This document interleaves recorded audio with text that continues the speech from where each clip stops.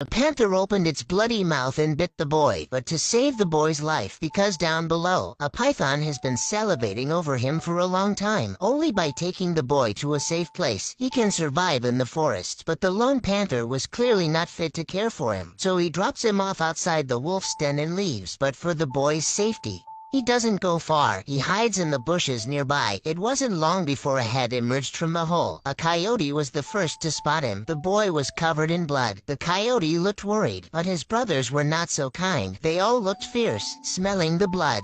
His parents followed, but when they realized it was a human child, they quickly retracted their fangs. They couldn't figure out, how could a human cub be here? The mama licked the blood from his body and found no wounds on the boy. It wasn't hard to guess. This blood is probably from his real parents. The boy's harmless appearance instantly made the wolf mom feel sorry for him. She wanted to take this human child in, but she needed the permission of the wolf king. So the wolf pack held a meeting, but when they heard that they were going to adopt this human boy, everyone thought it was a joke, because in their minds, humans are dangerous, even if it's just a baby. Even the wolf king was hesitant. The panther from the beginning arrived. He brought a note to the pack as a gift to keep the boy here, but the decision is still the king's. As he watched the boy struggle with his own decision, an unexpected visitor came in. It turned out to be a tiger, the most vicious in the forest. He was injured in his right foot by a human. That's why the Wolf King became the master of the forest. That's why he hated both the humans and the Wolf King. The tiger came here to ask for the boy, because it killed his parents not long ago, but it accidentally left the boy behind. The panther saved him and brought him back to the pack. You do not want to challenge me.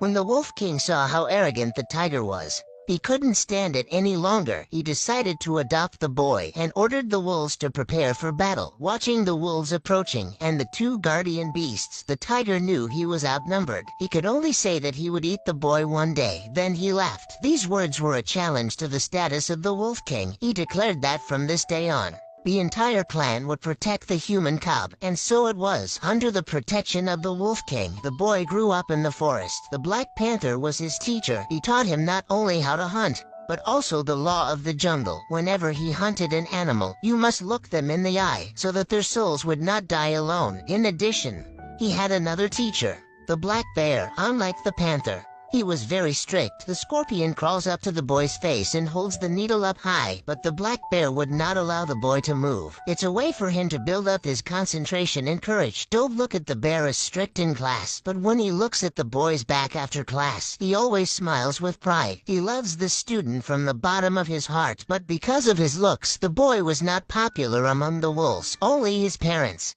who raised him, and his brother, who treated him like family. There was also a little white wolf who suffered the same fate because of his albinism. He was always ostracized and bullied by his own kind, but unlike the boy, the kind white wolf didn't fight back. Inside now. Nice. Luckily, with the companionship of the white wolf, the boy's childhood wasn't too lonely. They always played hide and seek together. Gotcha!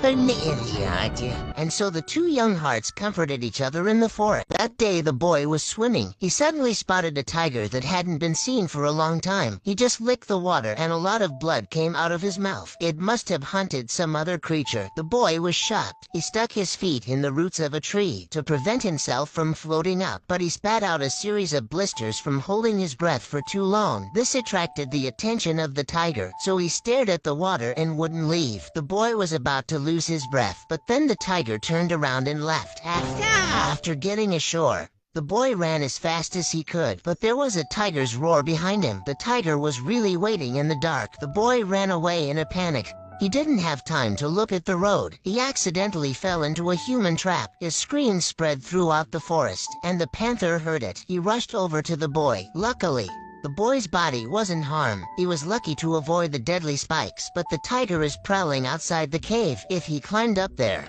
he'd be dead. Just when the boy didn't know what to do, there was a sound of heavy footsteps from above. Then a fleshy thing wriggled down and wrapped itself around the boy's body, and then it swept him up into the air. When the boy came up, he stared at the creature in front of him and froze in his tracks. It was the elephant, the guardian of the forest, who had saved him. This old elephant was covered in moss. The most conspicuous thing was its broken tusk. It was a frightening sight. The elephant turned and left without asking for anything in return. The boy had no time to lose and followed the panther quickly. But after what he's been through, the panther realized that the jungle was no longer the right place for the boy. He should return to the human tribe because tigers are afraid of human fire. That's where he would be protected. But the boy had already made this place his home. He refused to leave. The panther had no choice but to make a pact with him that if he came in first in the next pack competition, he could stay here. All is a race between all the coyotes. A hunter will interfere on the way. Whoever comes out on top will be the king of the wolves. But even the best hands are not as good as legs, so the boy was always slower than the other wolves. So he had to find another way to practice after class. After class,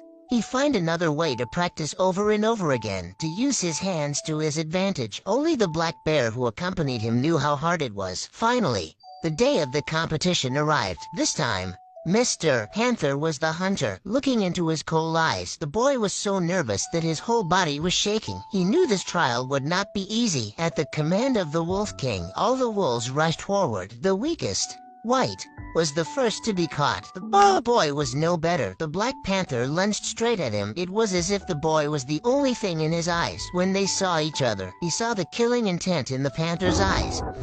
Yeah, he was in a panic. The boy could only keep climbing up the tree. The panther was getting closer and closer. Yeah!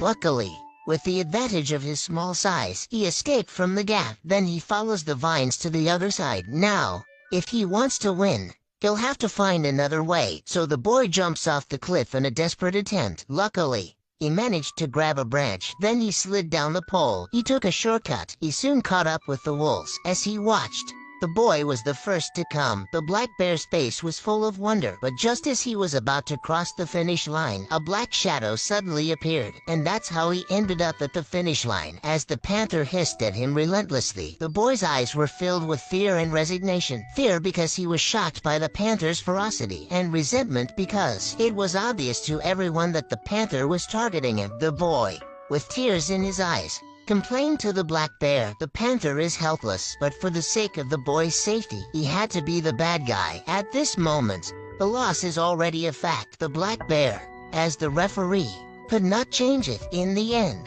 the boy cried and laughed.